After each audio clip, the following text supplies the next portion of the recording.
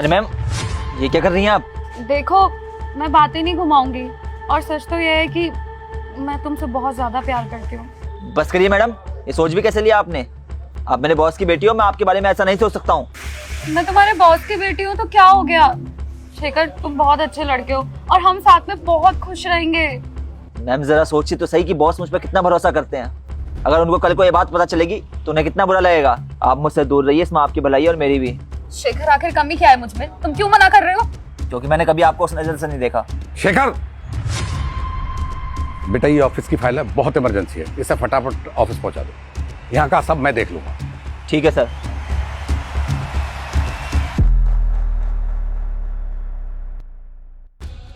कितना अच्छा लड़का है, ऑफिस में रह के ऑफिस का काम संभालता है और घर में भी मेरा हाथ बटा देता है। हाँ पापा, अच्छा तो है।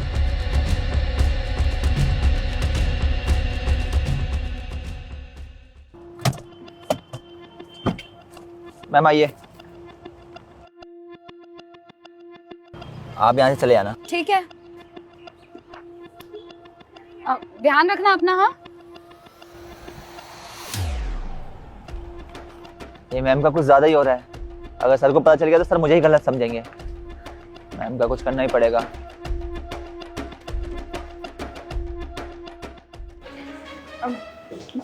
कहाँ जा रहे हो? मैम ये क्या कर रही हैं आप? कोई देख लेगा। अरे कोई नहीं देख रहा। आपको मैंने कितनी बार मना किया कि ऐसे मत किया कीजिए, कोई देख लेगा तो। अरे तुम इतना ज्यादा डरते क्यों? कौन देख रहा है हमें?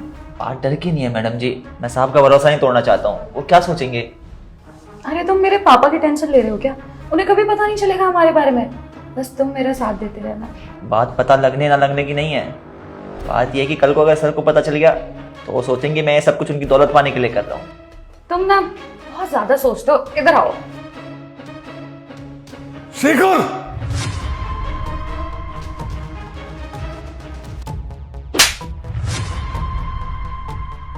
धोखेबाज कहीं के, जिस थाली में खाया उसी में छेद किया। अरे कितना भरोसा करता था मैं तुझ पर, लेकिन तूने क्या किया? नहीं सर, आप गलत समझ रहे, मेरी कोई गलती नहीं है। तेरी मैं बात नहीं सुनूंगा। धोखेबाज की कोई बात नहीं सुनी जाती। तू आस्तीन का सांप है। ये तो मेरी गलती थी कि मैंने तुझे अपने घर में घुसाया। तू घर में घुसाने लायक नहीं है। बेटी बताओ क्या बात है? पापा, ये बहुत बदतमीज है। ये मुझे छेड़ने की कोशिश करता था बार बार। और आपको पता है, आज तो इसने मेरा हाथ भी पकड़ा। आप ऐसे आदमी को अपने घर में बुलाते थे? सर ये तो झूठ बोल रही है। ऐसा कुछ भी नहीं है। उल्टा ये मेरे पे चांस मार रही थी। चुप कर। तुझे क्या लगता है मेरी बेटी मुझसे झूठ बोलेगी? मैंने तुझे कितने लाड़ प्यार से रखा, बस इसी चीज की शर्म कर रहा हूं। नहीं तो तुझे जेल भिजवा दिया होता अब तक। चला जा मेरी आंखों के सामने से। कहीं ऐसा ना हो कि मैं अपना फैसला बदल दूं। अरे एक बार मुझे बोलने का मौका तो दो। अरे जाता है कि नहीं? बेटी तुम ठीक तो हो ना? हाँ पापा, मैं ठीक हूँ। चलो बेटा अंदर।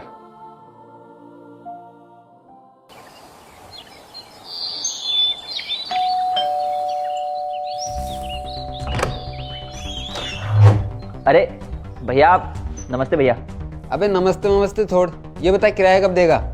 भैया मैं आपके पैसे जल्द ही लौटा दूंगा, आप इस बात की टेंशन मत लीजिए। 2-4 दिन में देता हूँ ना मैं आपको पैसे। अबे देगा कब? हर दूसरे दिन तो बुला लेता है तू मुझे पैसों के लिए। अगर पैसे नहीं है तो साफ साफ मना करना।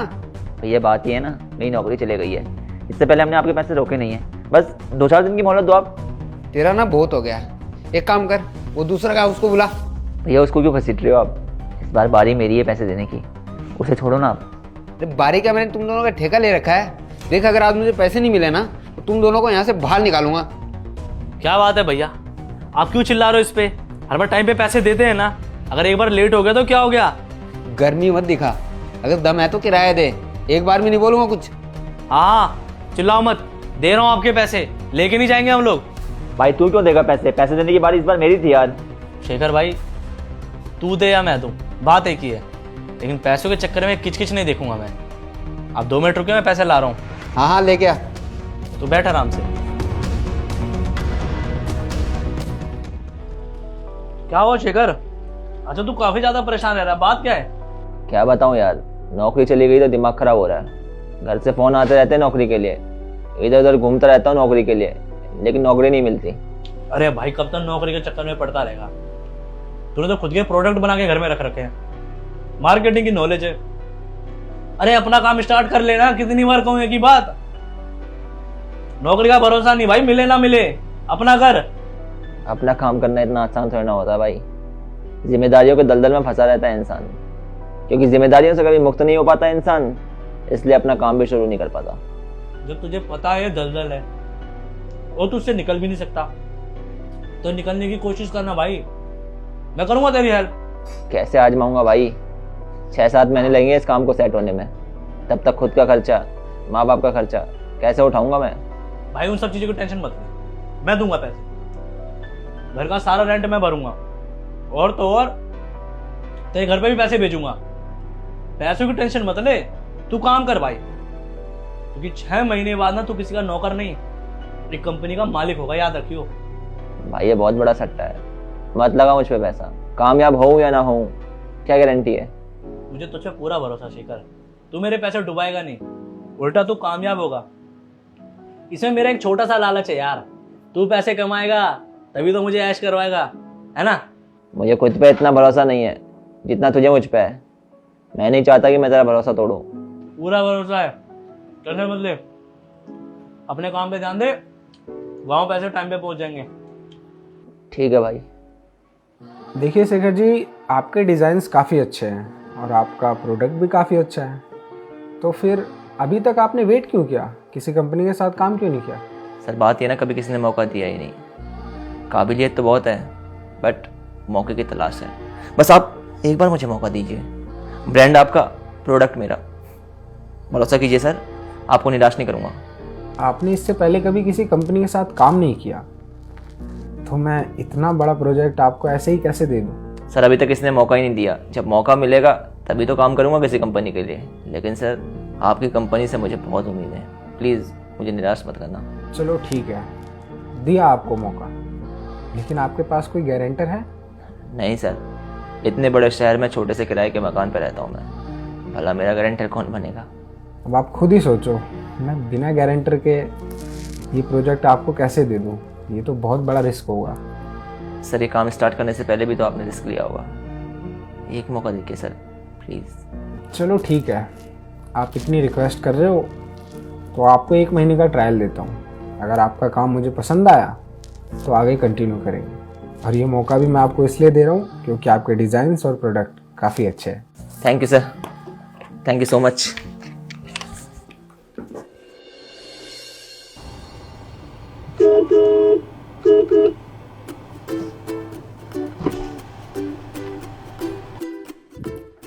और भाई किसी गाड़ी उठा के ले आया तू?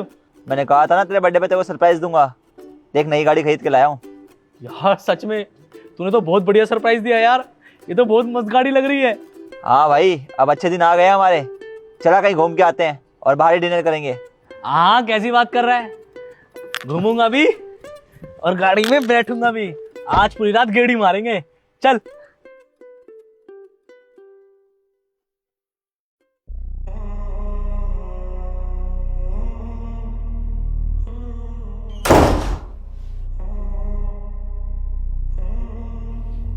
शेखर बेटा, अरे सर आज यहाँ पे कैसे आना हुआ? बेटा तूने बहुत तरक्की कर ली, मैंने सोचा कि मैं तुझसे मिलने चला हूं, क्योंकि एक समय था जब तू मेरे लिए काम करता था। अच्छा कि आप मिलने आ गए, अच्छा लगता है जब पुराने लोग मिलने आते हैं तो। बेटा मैं बहुत शर्मिंदा हूं, मुझे अपनी बेटी के बारे में पता नहीं था, लेकिन इसने मुझे सब कुछ सच सच बता दिया है। बदतमीजी तुमने नहीं, इसने करी थी। बेटा अगर तू कहेगा ना तो मैं अपनी बेटी की तेरे साथ शादी करवा दूंगा, लेकिन तू मेरी हरकत के लिए माफ कर दे। नहीं सर, मैंने आपकी बेटी को कभी उस नज़र से देखा ही नहीं। दुख तो सर इस बात का है कि आपके लिए इतना वफादार रहा, लेकिन आपने भी मुझे नहीं समझा। आपने बिना सोचे समझे मुझे निकाल दिया। आपको पता है आपके मुझे जॉब से निकालने के बाद मुझे कितनी ही तकलीफों का सामना करना पड़ा। कहीं जॉब नहीं मिल रही थी, जिंदगी के 5 से 7 साल मैंने आपकी कंपनी को दे दिए थे, लेकिन आपने मेरी बिना गलती के मुझे सज़ा दी, जबकि सारी गलती तो आपकी बेटी की थी।